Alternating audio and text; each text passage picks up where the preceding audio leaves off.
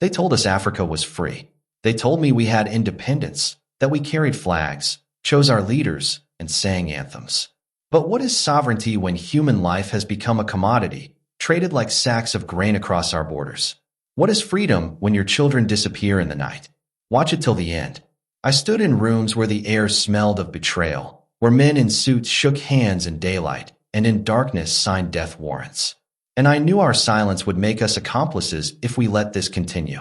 So I will tell you what happened in those 48 hours, because history must not only remember victories. It must remember why we fought. It began with a single call. It was late, close to midnight. A voice on the other end said words that froze my blood. "Captain, we have confirmation. They're moving tonight. Over 800 souls. They vanish forever if we miss this." I asked how much time. The answer came like a blatant 48 hours. That's all. 2 days to dismantle an empire built on flesh and blood. An empire worth over $150 million, backed by names you know but will never hear in the open. Do you understand what that means? It means pregnant women sedated and tagged like livestock. It means babies packed in steel containers. It means little boys torn from their mothers, not for ransom, but for their organs. This was not crime. This was industry, and someone somewhere was making sure it thrived. I gave the order that night: lock every file, shut every door. No one outside this room speaks a word. Not to their friends, not to their families, not even to God if they pray. Because the enemy was not just out there in the desert. The enemy could be sitting across from me wearing my uniform. I looked into their eyes and saw shadows. Some loyal, some bought, some pretending. And I knew if one word slipped, if even a whisper escaped these walls, 800 lives would vanish like smoke. We had evidence. Names from finance logs, signatures on shell accounts, transfers routed through 3 continents. And those names weren't strangers hiding in dark alleys. They were men in polished offices. Men who shook hands at ceremonies. Men who swore on our flag and kissed it in front of cameras. Men who smiled at our people while behind closed doors selling their children. That is the cancer of corruption. It does not crawl in the dirt like a snake. No, it wears medals. It takes oaths. It speaks the language of patriotism while poisoning the nation. And then it sells your sons and daughters for gold. It trades in flesh while preaching loyalty. It shakes your hand with one palm and with the other counts the blood money. I stared at those names and my stomach burned like fire. These were not outsiders. They were insiders. They knew our systems, our codes, our weaknesses, that made them more dangerous than any mercenary. Because a traitor does not have to break your gates. He opens them from inside.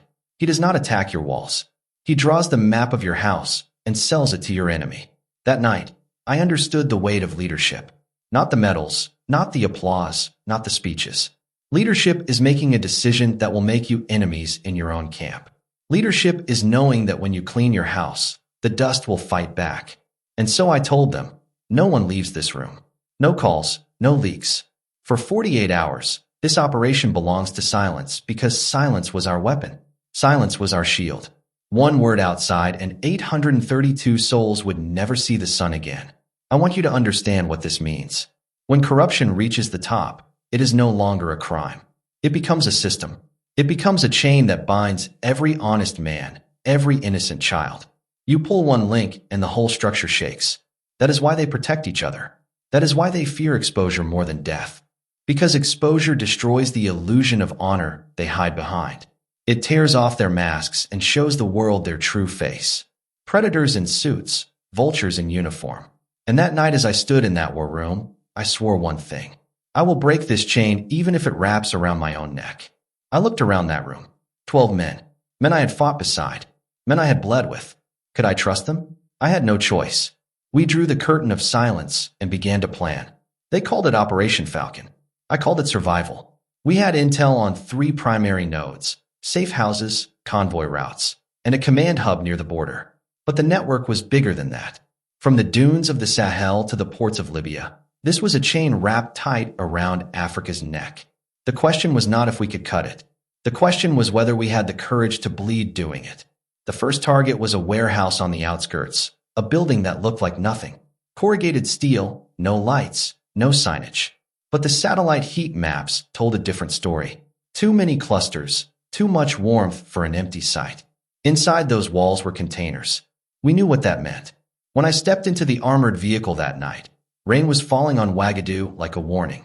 Golden street lights reflected on puddles like shards of glass. Every sound felt louder. The hum of the engine, the hiss of my own breath. I checked my rifle, not because I doubted the weapon, but because I needed to remember what it was for. 40 minutes later, the warehouse loomed before us, black against the night sky. My fist went up, engines cut, silence swallowed us. You could hear the desert breathing. We breached at 4:13. No explosives, no noise, just bolt cutters biting through locks. And then that sound. If you've never heard a child crying from inside a steel box, you don't know what war feels like. It wasn't loud. It was muffled like someone screaming underwater. My men froze for half a second. Then they moved like shadows. Flashlights swept rows of containers. We cut them open one by one. And what we saw? How do I even tell you this without burning your soul? They were stacked inside like cattle. Women clutching babies who hadn't eaten in days. Boys with wrists bound so tight their skin had rotted. Old men barely breathing. And the smell, sweat, blood, fear. I pulled a little girl out myself. She couldn't have been older than 6. Her eyes were wide, but not with tears. She had no tears left. Her lips moved, but her voice was paper. Don't let them take me again. Those words will haunt me until I am dust. We had 9 containers, 9 tombs full of life. We moved fast. Water, glucose, blankets. Some couldn't walk. Others collapsed as soon as the doors opened. A medic grabbed my arm. Some won't make it through the night. I didn't have time to grieve. We still had to extract them. Helicopters inbound in 15 minutes, but fate gave us less. The first shot cracked like a whip, then another. Bullets slammed into steel, sparking like angry stars. Contact northeast wall. My men hit the dirt. Shadows moving through the fog. These were not bandits. They were trained. Night sights, encrypted comms, European gear. Someone out there wanted these people gone or dead. They wanted us broken more than they wanted to live. I did not retreat. I signaled to move forward. Push them out. Hold the line. My squad surged ahead. Smoke grenades rolled in, choking the air. Gunfire stitched the night. Hit in the thigh, one of my soldiers went down. Another grazed along the arm, but we held. 3 minutes of hell, then came silence. We captured 2 attackers, 3 dead. One escaped into the scrub. On their bodies, we found what I feared. Encrypted terminals, satellite gear. This wasn't local. This was global. A network stretching beyond our borders into the boardrooms of men who dine in Paris and smile on television while signing contracts in blood. When the last child was lifted into the chopper, I thought maybe, just maybe, we could breathe. I was wrong. The intel from that seized device burned my eyes. Coordinates east of Hoi near old phosphate mines in Mali. A secondary hub, bigger, dirtier, with servers storing names, routes, clients. If they wiped those drives, everything we had would vanish. We had one choice. Move now or lose the war. My men were exhausted. Fuel was low. Logistics said rest. I said no. There is no rest. Not while children are sold like grain. By 151, 12 hours, 2 helicopters roared into the dusk. Ground units rolled hard. Engines howling through red dirt veins. The road was a gauntlet. Gorges, blind curves, every shadow a trigger. We moved like ghosts. No lights, no chatter. Then the pilot's voice cut through. Convoy. For vehicles heading north. My pulse spiked. Intercept and disable the lead. We hit them fast. Tires shredded. The first truck spun out, slamming into rock. Its door burst open and out stepped a man. Tall, calm, a briefcase in one hand, no fear in his eyes. He smiled at me. You're late, he said. I told him you're finished. Inside that case were 2 drives with biometric locks. One labeled South Route, the other Client Ledger. Those words should chill you because on that ledger were names, government officials, businessmen, even people wearing the mask of humanitarian aid. This wasn't crime hiding in alleys. This was crime wearing suits in daylight. We almost lost the data. A purge protocol triggered the second we touched it. 40% gone in minutes. But one of our young analysts, God bless his mind, had mirrored the packets. We had everything. Every transaction, every signature, every account that fed this beast. When I saw those names, I understood something. The enemy is not just the man with a gun in the bush. The enemy is the man in a boardroom in Dubai, the consultant in Madrid, the banker in Malta. This is not just trafficking. This is a system built on greed, stitched into the fabric of global trade. By dawn, Operation Falcon opened on 5 fronts.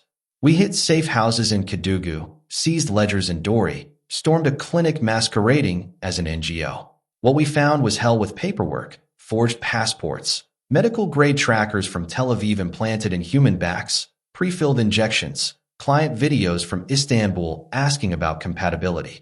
How deep does the rabbit hole go when the world's morality is for sale? 6 hours later, the numbers came in. 832 lives pulled back from the abyss. 427 were children, 90 under the age of 10, 21 women pregnant, men who had been slaves in mines, chained to dust while the rich sipped wine from their labor. Some had been moved 6 times across 4 countries. They hadn't seen sunlight in weeks. And then came the arrests. Not just the foot soldiers. 2 senior officers from our own intelligence division, a former deputy minister, a contractor tied to a private military firm in Côte d'Ivoire. One man the press recognized instantly, a face that once stood behind a president at the UN. Now he stood in handcuffs before the cameras. Do you understand the sickness? These were men trusted to defend the people, men who traded children for coins. When I faced the press that night, I didn't read from a script. I looked into those cameras and I spoke from the wound in my chest. This is not a war against crime. This is a war for dignity. No man, no woman, no child will be sold while I draw breath. Not here, not anywhere. Behind me stood rows of children wrapped in thermal blankets, eyes too old for their years. Some clutched toys we gave them. Others just stared, waiting to know if the darkness was gone for good. A journalist asked me, "Captain, what next?" And I said, "We take them all down."